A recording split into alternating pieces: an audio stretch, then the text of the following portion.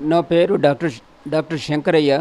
మాది హైదరాబాద్. ప్రస్తుతం నేను రక్షణ శాఖకు సంబంధించిన డిఆర్డిఎల్లో మెడికల్ ఆఫీసర్గా పనిచేస్తున్నాను. అయితే ఈ ధ్యానం లోపటికి ఎలా ప్రవేశించాను అన్నది మీకు నేను వివరిస్తాను. అది వివరించే కంటే ముందు పితామహ పత్రిజీ గారికి పాదాభివందనములు. ఇంత మంచి సబ్జెక్టు అందించినందులకు ఆయనకు శతకోటి వందనాలు. అయితే మా కాలనీలో 2008లో ఆరంభంలో మహిళా మండలి బిల్డింగ్లో 11 రోజుల ధ్యాన శిక్షణా తరగతులు జరుగుతున్నాయి. ఆ టైంలో మా ఆవిడ శ్రీమతి శోభ ఆ మహిళా మండలికి ఆమె జనరల్ సెక్రటరీగా పనిచేస్తుంది. ఆమె ద్వారా, ఆమె కొలీగ్స్ ద్వారా ఈ 11 రోజుల ధ్యానం క్లాసులు అరేంజ్ చేయబడ్డాయి. అయితే ఆ క్లాసులు నడుస్తున్నాయి. అయితే ఆ క్లాసులు నడిచేటప్పుడు అక్కడికి రోజు ఒక మాస్టర్ రావడం చెప్పడం జరుగుతుంది. అయితే ఆ క్లాసులకు నన్ను రమ్మని బలవంతం చేసింది మా ఆవిడ. కానీ అక్కడ ఉండే వాళ్ళందరూ, అటెండ్ చేస్తున్న వాళ్ళంతా స్త్రీలు కాబట్టి ఆ స్త్రీల మధ్యకు నేనేం రావాలి, నేను రాను అని చెప్పాను. అయితే చెప్పే మాస్టర్స్ అందరూ మేల్స్, పురుషులే కాబట్టి వచ్చి కూర్చోవడం వల్ల తప్పేముంది అన్నది. అయినా కానీ నేను పోలే. కానీ తర్వాత ఒకతను మా స్నేహితుడు లలిత్ ప్రసాద్ గారు అని నన్ను మరి తప్పకుండా రండి, మీరు రావాలి అని కొంచెం ఫోర్స్ చేశారు. ఆయన ద్వారా ఇక మా ఆవిడ చెప్పడం ద్వారా నేను పోయి అటెండ్ చేశాను. ఆ 11 రోజులు అంటే 11 రోజులు చేశాను. నాకు పెద్ద అనుభవాలని ఏం లేదు. కానీ ఆ మాస్టర్స్ చెప్పే సబ్జెక్టు వండర్ఫుల్ ఉండే. ధ్యానం సత్యజ్ఞాన ప్రసాదిని, ధ్యానం సర్వరోగ నివారణి, ధ్యానం సకల భోగకారిణి.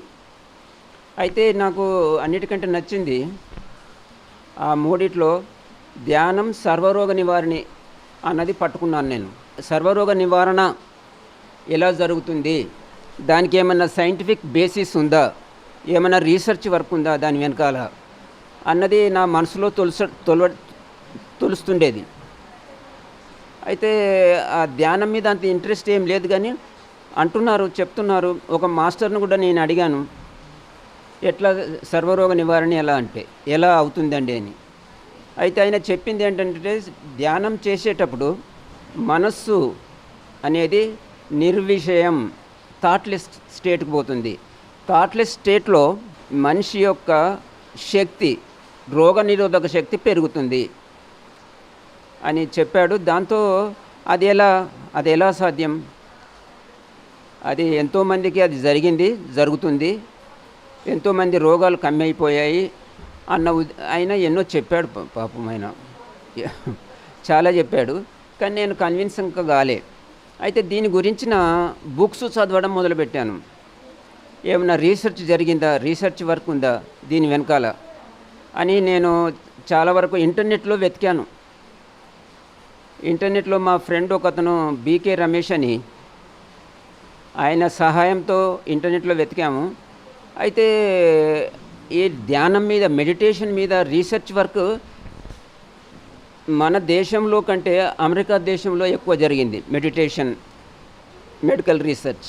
అయితే అక్కడ డాక్టర్ రిచర్డ్ డేవిడ్సన్ అనే అతనికి మెడిటేషన్ గురించి ఆయనకు తెలుసు. కానీ మెడిటేషన్ లోపల ఇవన్నీ అవుతాయి, ఎన్నో విషయాలు జరుగుతాయి. మెడిటేషన్కు మెదడుకు ఏం సంబంధం, ఇవన్నీ ఆయన is neuro physician, neuro scientist ఆయన డాక్టర్ రిచర్డ్ డేవిడ్సన్. అయితే ఆయన చేసిన రీసెర్చ్ వర్క్ అంతా నేను చదివాను.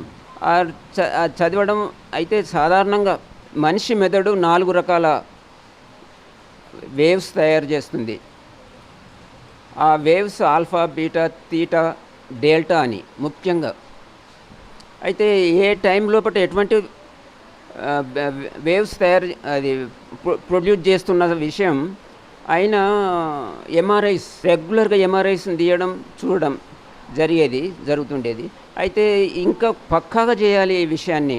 సైన్స్‌తో మెడిటేషన్ సైన్స్‌తో కంబైన్ చేయాలి.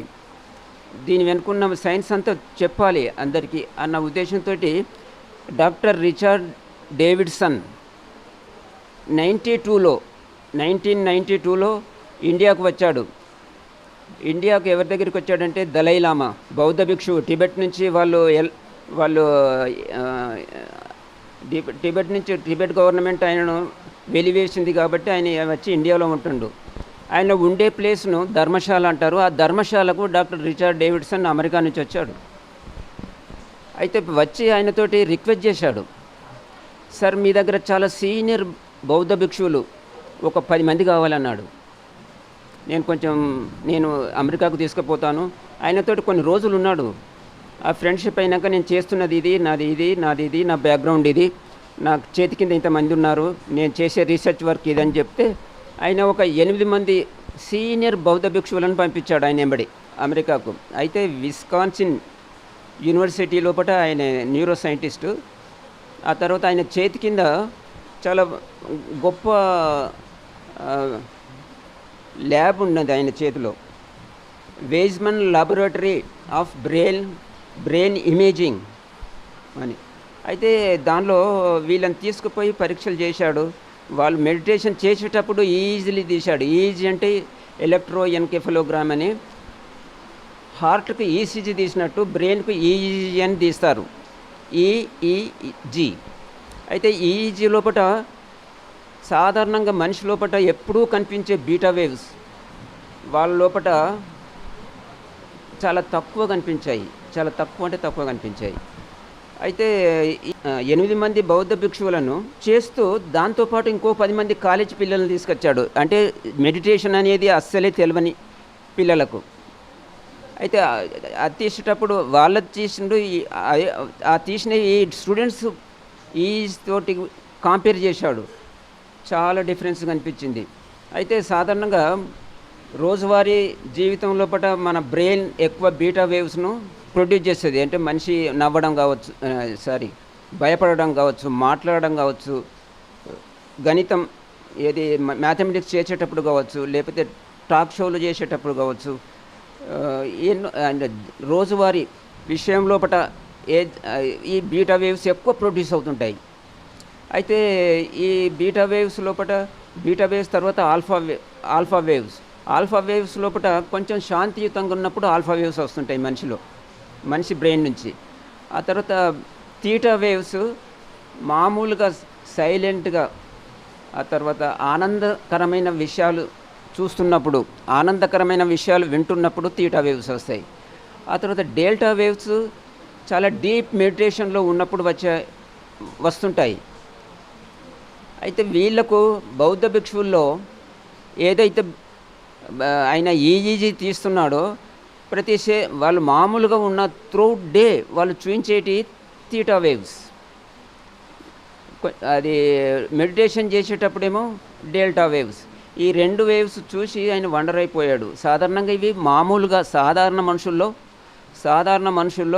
ఇవి కనిపించవు. సాధారణంగా కనిపించేది బీటా వేవ్స్. అయితే ఈ విషయం లోపల ఇవన్నీ చూసి ఆయన రిపోర్ట్ తయారు చేశాడు.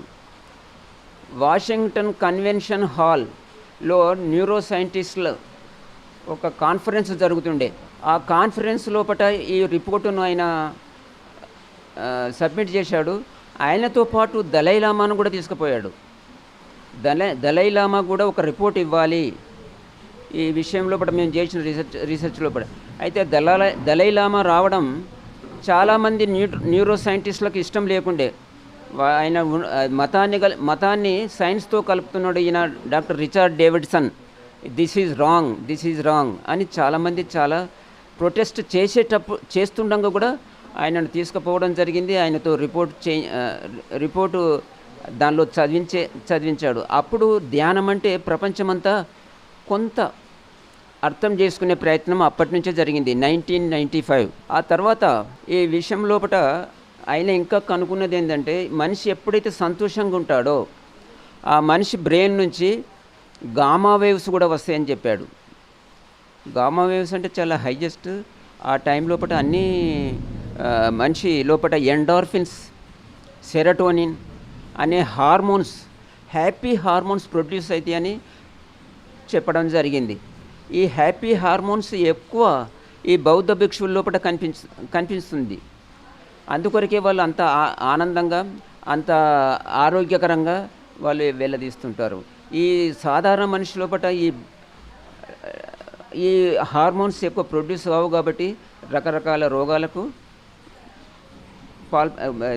అవుతుంటారు. అయితే ఈ ఇవి ఇవి ఇవి చదివిన తర్వాత నాకు ధ్యానం మీద మంచి అభిప్రాయం, ఖచ్చితమైన అభిప్రాయం వచ్చింది. అప్పటి నుంచి నేను రెగ్యులర్గా చేయడం మొదలుపెట్టాను. ఆ తర్వాత ఈ 2000 అక్టోబర్లో ఆర్ వెంకటేశ్వరరావు గారు, సీనియర్ మాస్టర్, పిరమిడ్ మాస్టర్, ఆయన ఆర్ వెంకటేశ్వరరావు గారు అప్పుడు శాకాహార ర్యాలీ తీశారు. ఆ టైంలో పత్రి సార్ వచ్చారు ఆ ఫంక్షన్ హాల్కి. ఫస్ట్ టైం అప్పుడు చూశాను 2008.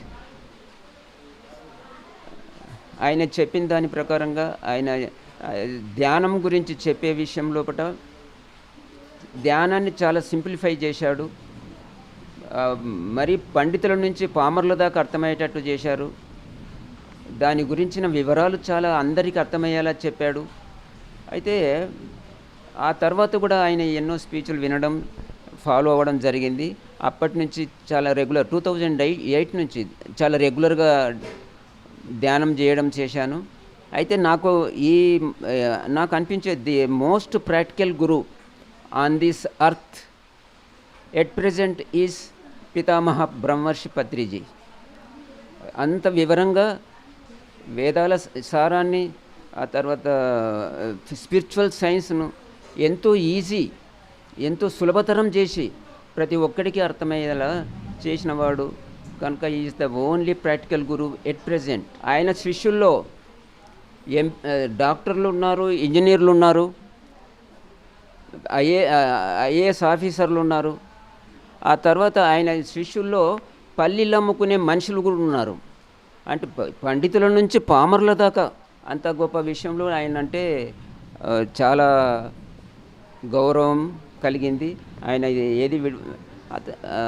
ఆయన ఎక్కడికి వచ్చిన మా ఏరియాల్లో నేను తప్పకుండా అటెండ్ చేసేవాడిని.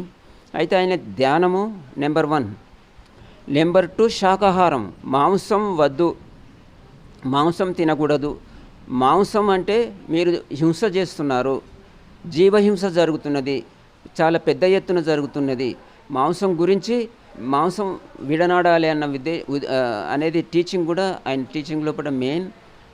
నిజానికి సైన్స్ ప్రకారంగా చూస్తే కూడా మనిషి శాకాహారి. ప్రకృతి పరంగా చూస్తే ప్రకృతి పరంగా చూసిన మాంసం తినే జంతువులకును శాకాహారం తినే అంటే గడ్డి మేసే జంతువులు కావచ్చు, లేకపోతే శాకాహారం తినే మనుషులే. ఈ మనిషి స్వతహా ప్రకృతి పరంగా శాకాహారి. ఎలా అంటే ఈ మాంసం తినే జంతువులకు దవడ పళ్ళు ఉండవు. ఆ ఉన్న పళ్ళు చాలా మొనదేలి, చాలా షార్ప్గా ఉంటాయి. అటువంటి పళ్ళు ఈ మనిషికి లేవు. ఆ తర్వాత మాంసం తినే జంతువులకు కొలత, ఈ మనిషిలో అది 9 అడుగులే ఉంటుంది వాళ్ళ పేగుల కొలత. కానీ మనిషిది 28 అడుగులే పొడుగుంటుంది. 28 అడుగుల పొడుగు ప్రతి శాకాహారి. ఇప్పుడు మీరు ఏ మేకనైనా తీసుకోండి, ఒంటెనైనా తీసుకోండి, ఆ తర్వాత వేణువునైనా తీసుకోండి, వాటి కొలత 28 అడుగులు ఉంటుంది దేహాన్ని బట్టి. మనిషి లోపల కూడా ఇది 28 అడుగులే ఉంటుంది. అయితే 28 అడుగులు ఎందుకు ఉంటుందంటే వీడు శాకాహారి కాబట్టి. అయితే మాంసాహారి టైగర్స్ కావచ్చు, లయన్స్ కావచ్చు, ఇవన్నీ వాటిలో ఓన్లీ 9 అడుగులే ఉంటుంది. ఎందుకోసం అంటే తిన్న ఆహారం వీలైనంత తొందరగా బయటకు రావాలంటే ఇవి షార్ట్గా ఉండాలి. ఆ తర్వాత మాంసం తిన్నప్పుడు ఎన్నో టాక్సిన్స్, విషతుల్య పదార్థాలు ప్రొడ్యూస్ అవుతాయి బాడీలో. అవన్నీ బయటకు రావాలంటే కిడ్నీస్ ద్వారా రావాలి, లేకపోతే అవన్నీ డిటాక్సిఫై కావాలంటే లివర్ అన్న పెద్దగా ఉండాలి. అందుకొరకు మాంసాహారులైన జంతువుల్లో కిడ్నీస్ పెద్దగుంటాయి. అవి ఏది వాటి విషాలు అంటే మాంసం తిన్న తర్వాత వచ్చే విషాలను బయటకు పంపడానికి, మాంసం తిన్న వచ్చే విషాలను డిటాక్సిఫై చేయడానికి లివర్ మనిషిలో ఉండేదానికంటే క్రూర జంతువుల లోపల డబుల్ సైజు ఉంటుంది. కాబట్టి వీటన్నిటిని బట్టి అంటే పేగుల కొలత, కిడ్నీల సైజ్, లివర్ సైజ్ ఇవన్నీ మాంసాహారుల్లో ఎక్కువ ఉంటున్నాయి. అవి తినేది పద్ధతి అది కాబట్టి వాటి నేచర్ అటువంటిది కాబట్టి అలా తింటుంటాయి. అవి కానీ మనిషి దానికి తినకూడదు.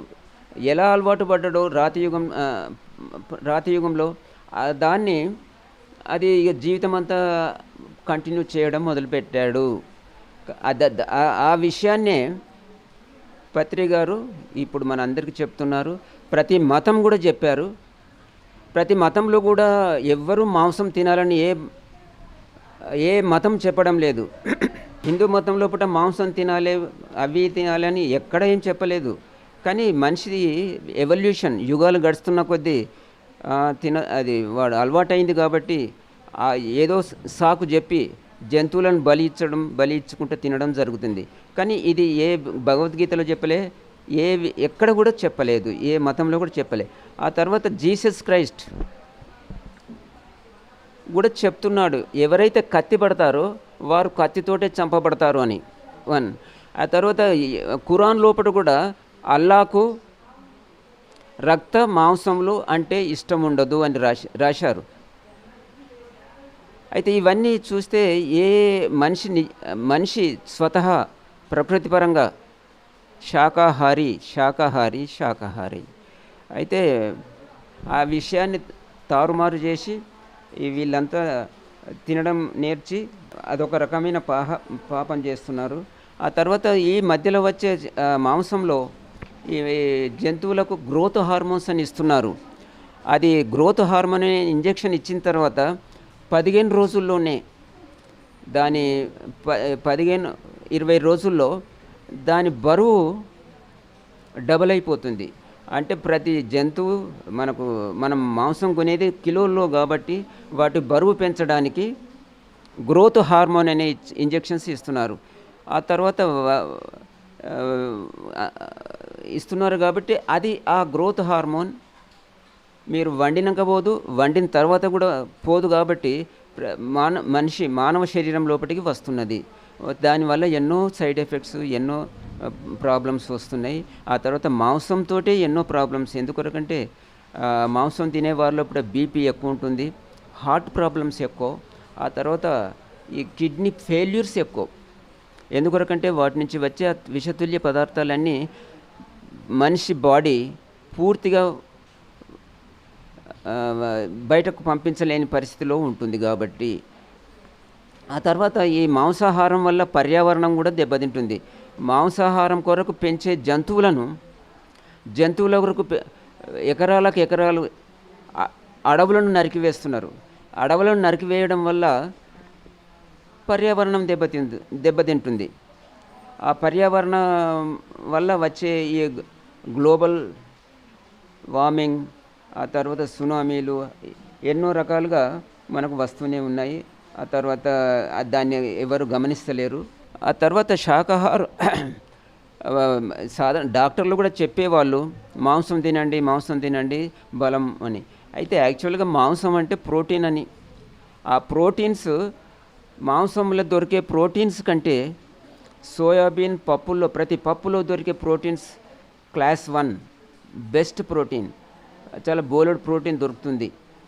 కాబట్టి మాంసం వల్ల నష్టాలే ఎక్కువ, లాభాలు తక్కువ, ముఖ్యంగా మానవ శరీరానికి.